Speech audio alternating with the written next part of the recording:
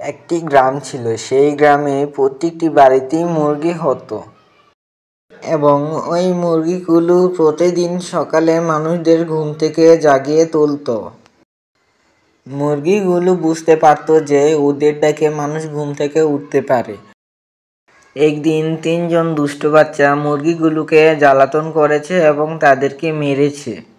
মার খাওয়ার পরে মুরগিদের মাথায় শয়তানি বুদ্ধি আসে এবং তারা চিন্তা করে যে তাদের ডাকেই মানুষ ঘুম থেকে উঠতে পারে এবং তারা যদি না ডাকে তাহলে মানুষ ঘুম থেকে উঠতে পারবে না।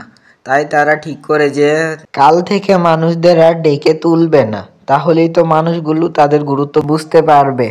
কিন্তু তাদের কথা মতো কাজ হলো না। গ্রামের মানুষরা প্রতিদিন সময় মতো ঘুম থেকে উঠে তাদের কাজ করতে শুরু করে এবং তারা কারোর জন্য থেমে থাকেনি এবং থাকবেও না। এই গল্পটির অর্থ হচ্ছে, গর্ব করবেন না, আপনি আপনাকে ফুটিয়ে তুলুন, কখনো কারোর জন্য অপেক্ষা করবেন না।